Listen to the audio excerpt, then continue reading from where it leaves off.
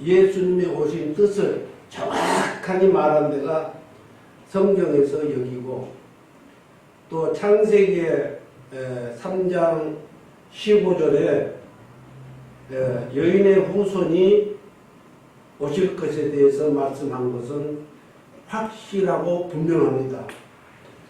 그런데 여기에 지금 본문의 전체적으로 말씀은 그 오시는 분이 발광체다 이 말입니다. 한마디로 딱 부러지게 말하면은 발광체, 태양하고 해하고 비교해서 태양이 발광체라면은 달은 따라서 그 빛을 받아서 비춰주는데, 여러분과 내가 그 발광체 되시는 예수님을 많은 식물, 동물이 있지만은 그 중에서도 식물 속에 총망라에서 대표적인 해바라기가 저 태양을 따라다녀요. 저 태양을 따라 다니는데 가만히 생각해봐도 이 해바라기만큼 해를 그렇게 따라다니는 그 식물도 없을 것 같아요. 또 동물 속에서도 있어요. 수달이나 물범, 얘들은 물속에 들어가서 먹이를 잡아서 먹고 그 시간이 있어요. 그들에게도.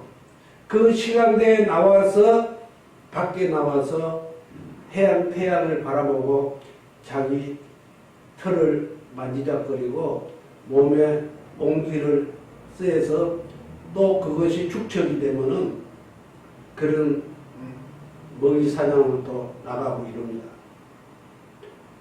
이런 현지에서 예수님이 성경의 말씀이 있는 그대로 오신 거죠. 창세기 3장 15절을 이루기 위해서. 그래서 동정녀 마리아에서 요셉하고 거의 결혼의 단계에 다 들어갔었잖아요. 만남, 주성, 그 다음에 정혼까지 하고, 그래서 이스라엘 족보에서는 이 결혼 예식이 그렇게 한 3가지로 이제 그렇게 결혼 날짜까지 3가지로 이렇게 제도적으로 나와 있는데, 그런 위험 속에서도 결코 결혼을 하지 않고 정혼만 해둔 상태였다는 것을 성경을 통해서 우리가 말씀드립니다. 그래서 오시게 된 그 예수님을 아기 때에 동방 박사들이 그걸 알았어요. 그렇게 고대하고 예수게 그 동방 박사들이 예수님 올 때 이상하다 이거예요.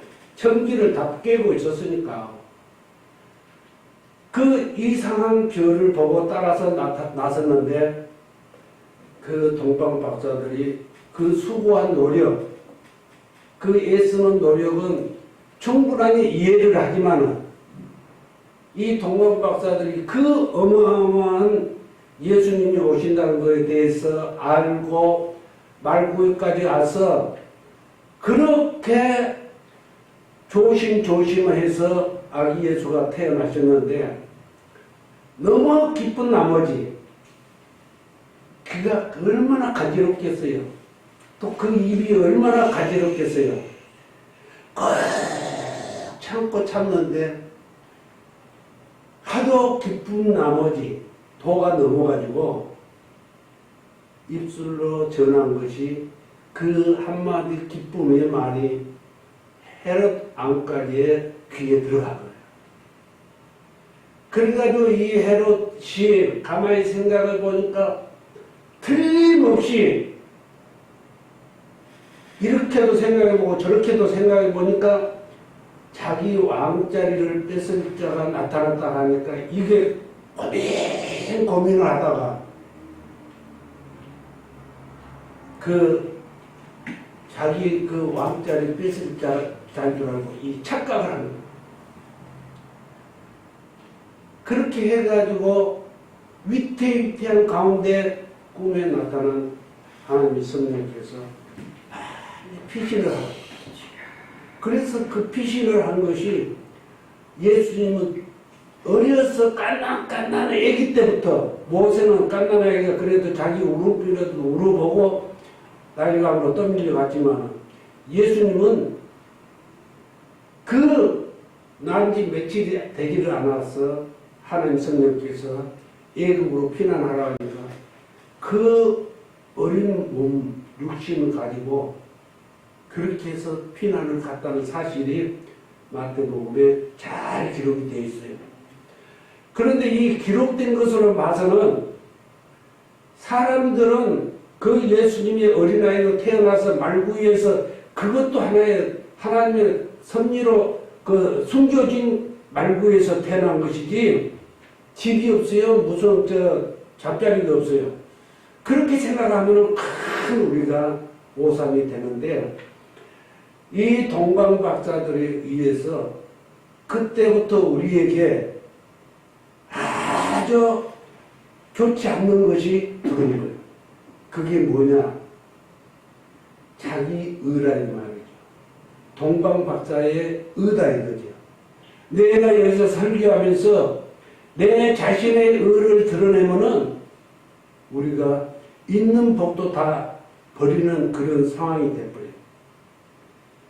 그래서 지금 우리가 기도하고 몸서리를 치고 금식을 하고 무슨 나 같은 경우는 3일 금식하고 일주일 금식하고 하는데 하루도 못 하겠다, 금식한테. 그런데 하나님의 은혜를 주니까, 발광체의 역사가 나타나니까, 하루 금식을 하는데 하고 났더니 걷더네. 일주일 금식하고 났더니 노면으로 모심으로 벼심으로 가자고 그 옆에서도 말하고 방송도 하고, 그래서 그렇게 금식하고 뭐를 맨날 며칠 심었는데 하나 피곤도 않고 힘들지도 않고. 그래서 그 발광체를 우리가 해바라기 따라갔어요. 수달이나 물범들이 그렇게 햇빛에서 몸을 말리듯이 우주 만물에 예수님이 오신다는 그 흔적을 그렇게 유추해 보는데, 우리가 빨리 거기에 통달을 해야 복에 복을 받고, 시간이 너무 빨리 가고 있습니다. 복에 복을 받고 내가 하나님 일하는데 하나님이 도와주시는 그런 능력, 협력, 좋은 일들이 일어나시고, 그리고 우리가 복을 하나님이 주시는데 무슨 복을 주시느냐? 역대상 4장 30절에 보니까, 10절에 보니까 야베스가 이스라엘 하나님께 아뢰어 이르되 주께서 내게 복을 주시려거든 나의 지역을 넓히시고 주의 손으로 나를 도우사 나로 환난을 벗어나 내게 근심이 없게 하소서 하였더니 하나님이 그가 구하는 것을 허락하셨더라, 이렇게 말씀하고 있어요. 또 여호수아는 산전수전을 다 겪은 명장이야. 여러분들이 성경을 읽을 때 여호수아를 거달기식으로 읽으면 절대 안 됩니다. 그 명장 되는 사람이 하나님을 향해서 기도할 때에 티라노! 멈춰라! 야, 골짜기에 달도 멈춰라. 그래 현대 과학자들이 얼마나 아삭합니까?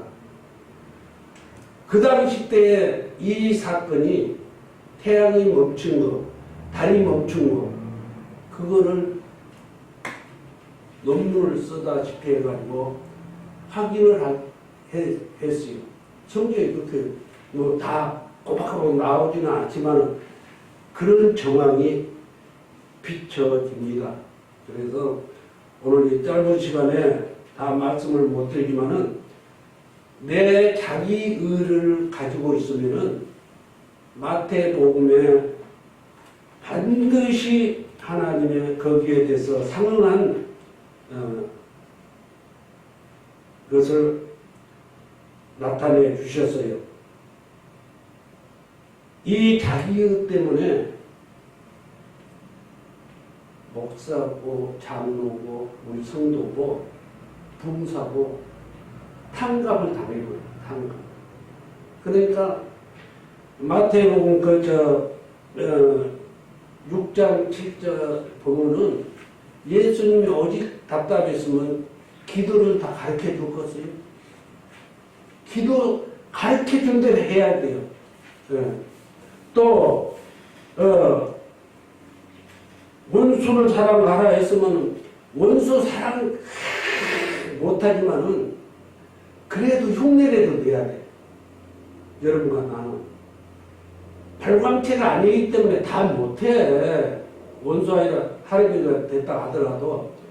그러나 우리는 순종해야 되는 것이고 하나님 앞에 감사하는 것이기 때문에 이러한 것을 내 몸에 자꾸 충족을 시키고 그렇게 하려고 애를 쓰고 애만 써도 하나님께서는 예수님께서는 우리를 좋은 길로 축복해 주시고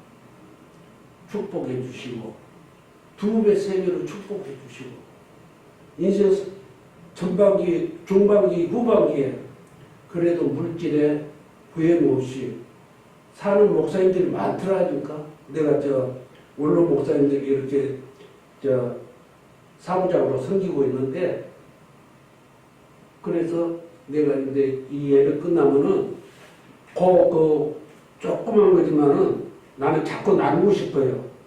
딱 끝나고 나서 내가 목사님한테 내가 지금 저거 해주려고 이런 그 샘플 저거를 가져왔어요.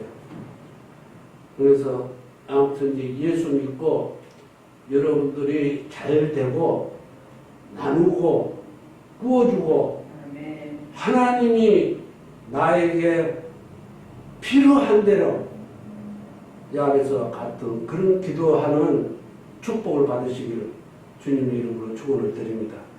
예수님, 저희들이 사는 것이 아닙니다. 예수 우리들을 안 것만 해도 너무너무 귀한데 그 축복이 야베스 같이 기도하다가 하나님의 큰 축복을 만나는 복된 자들 되게 하여 주시옵소서.